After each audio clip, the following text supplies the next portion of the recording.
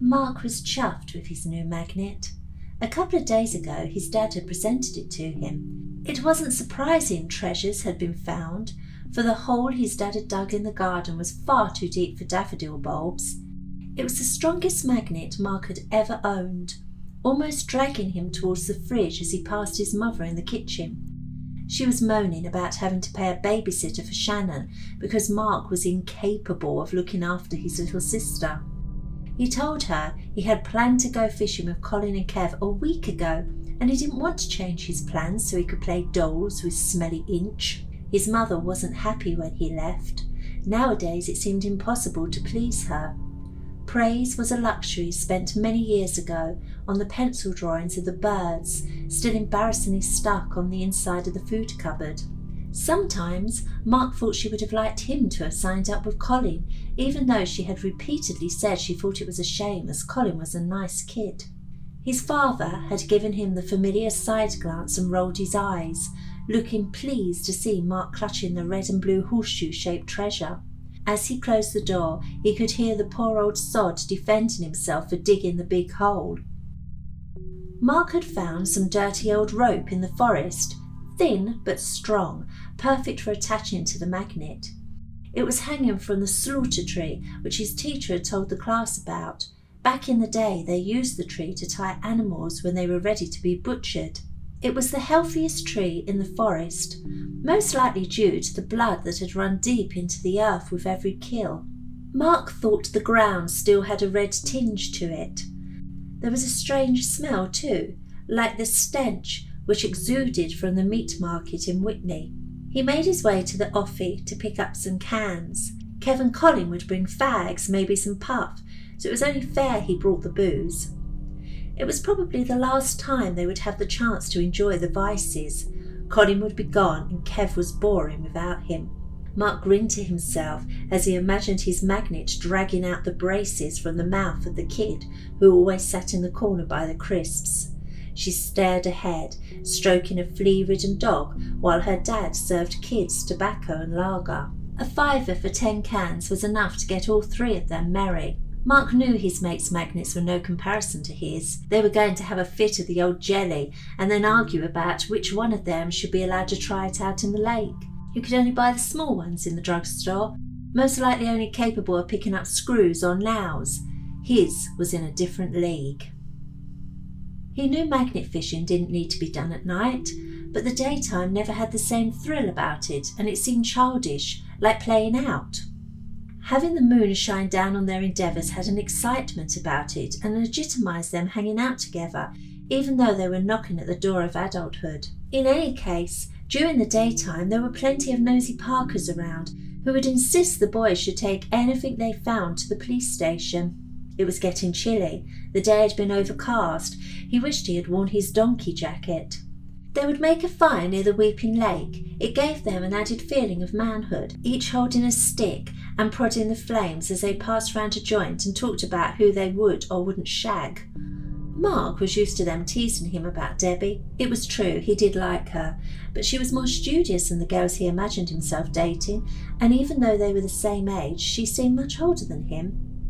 The friends had a non-verbal understanding not to make a cheap jibe about the girl, so instead they would make jokes about him and how he was like a desperate puppy every time he saw her. Poor Kev was accused of fancying the girl in the off-licence, and he insisted the dog had more chance of dating him. Kev and Colin were already at the lake. Colin was dressed in his usual skinhead attire.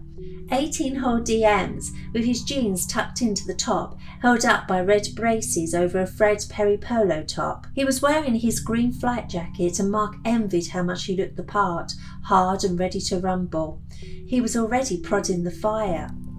Kev looked like he was wearing his dad's jumper again, sleeves too long so rolled up and making big clumps at the end of his wrists. His Wrangler jeans looked as greasy as his hair.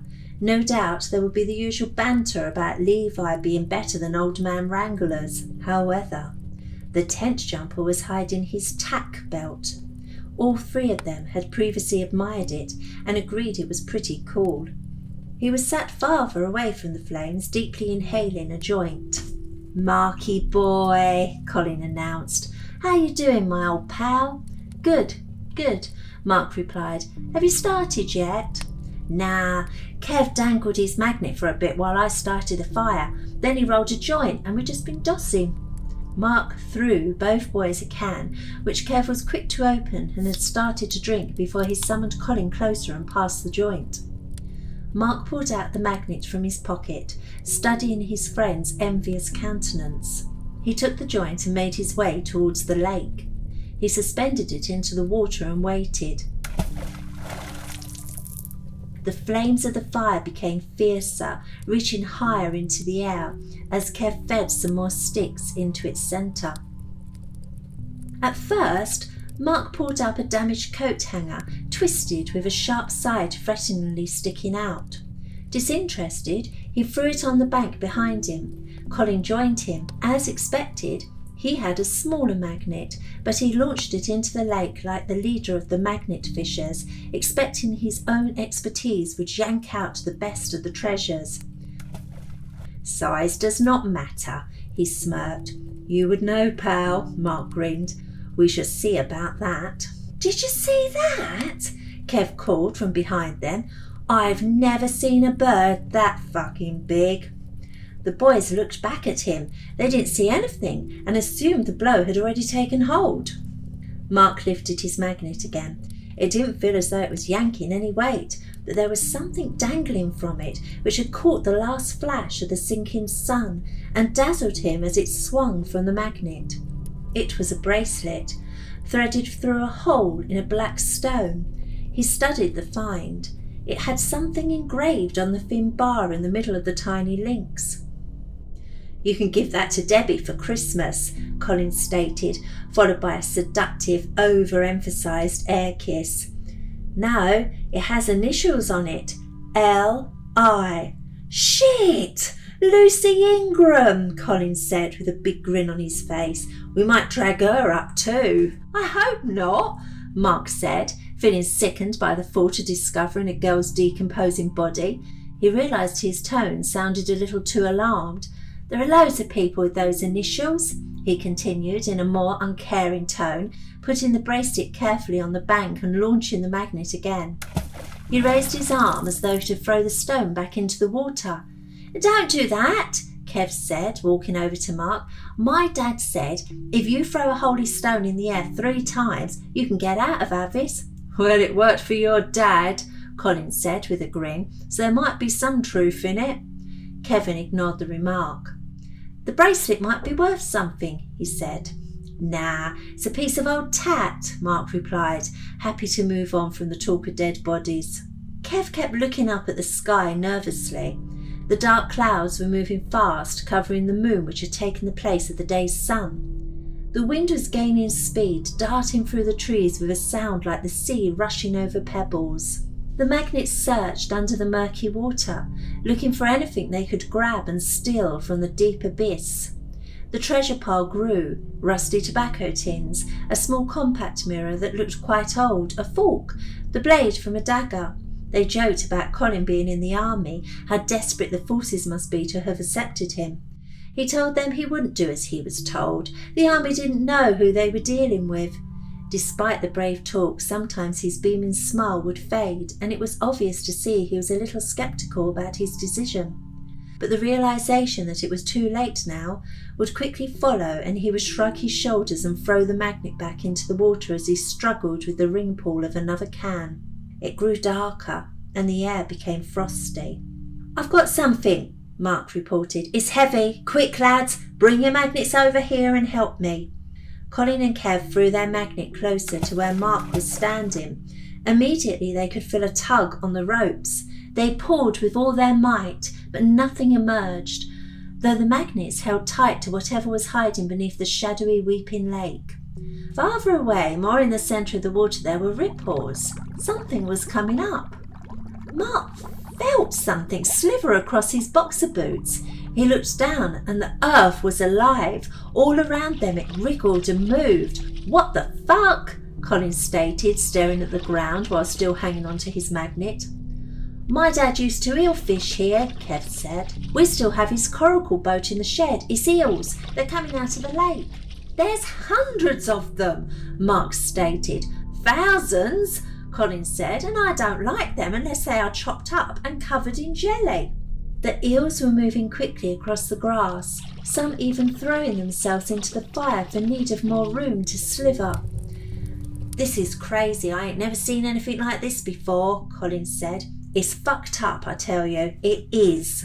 Nothing surprises me in Avis, Mark said. I didn't know they could move so fast. Kevin was nervously looking around his feet. He wasn't particularly frightened of eels, but there were just so many of them. There was a gurgling sound, like the lake was choking something up. They looked out as the thing in the middle rose. They could see it was the old church spire, for the weather vane with the crow was first to appear. They were certain they could hear it squawking, but Kev was looking into the black sky, convinced he would see the huge wings of the bird again. Colin started to undo the laces in his DMs.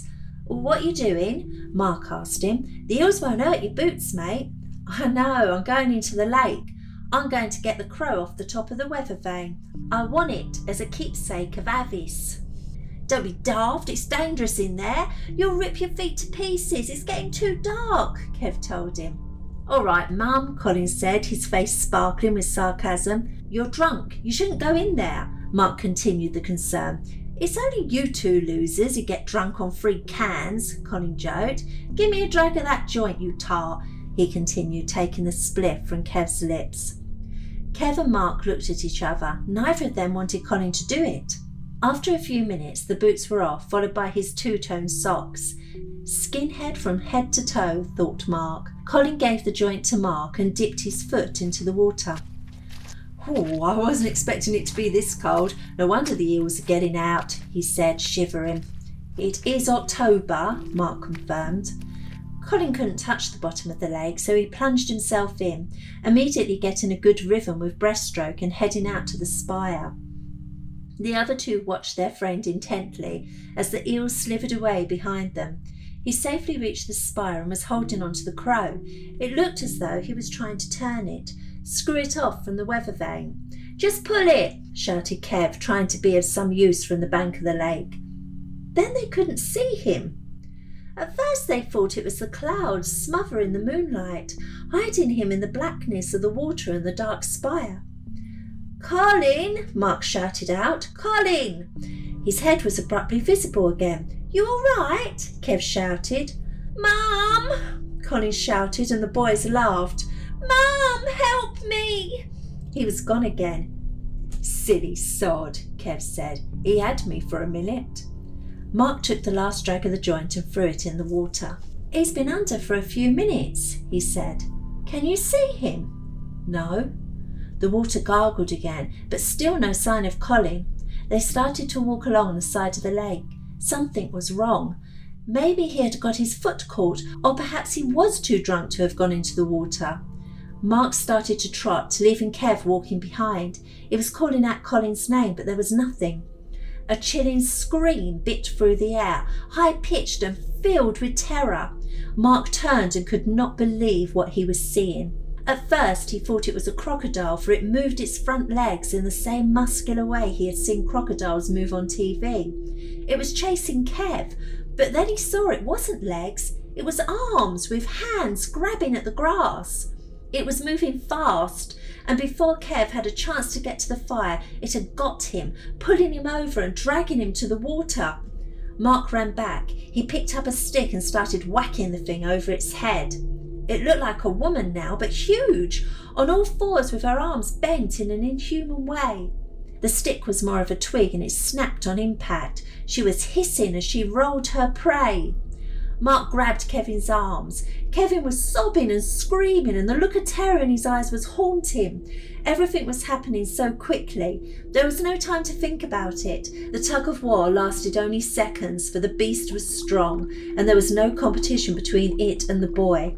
Kevin was hauled into the water, and he vanished into the blackness. For a few moments, all Mark could hear was the wind in the leaves, and he was so cold. He was shaking from head to toe. Tears streamed down his face. He wished his dad was there. He'd know what to do. He wanted his mum. If only he had stayed at home with Shannon. He wanted to see Shannon's face. Then the gurgling began again. He started to run towards the woods, get out of the clearing as quickly as possible. He knew it was behind him, pulling itself along, dragging its huge back legs. He could hear the hissing. It snatched his leg, and before he could do anything, he was being rolled just like it had rolled Kevin. He tore at the grass. The flicker of the last of the eels slithered into the forest. He saw the glimmer of the Ingram girl's bracelet lying next to the stone with the hole. It was as though something was mocking him. He reached out, seizing it with his fingertips, and his legs were suddenly free from the creature. He sat up, and everything was quiet. There was no wind. Nothing was moving. The moment was frozen. He threw the stone in the air, catching it. 1, 2. But then his arms were grabbed from behind him, and he was moving at a ridiculous speed through the grass towards the lake. He could hear his mother's voice. "Go thy, not too fast." The beast and Mark vanished beneath the icy cold water. The black, weeping lake was still. The church began to submerge back into the darkness. The fire flickered until the beginning of the rain killed it.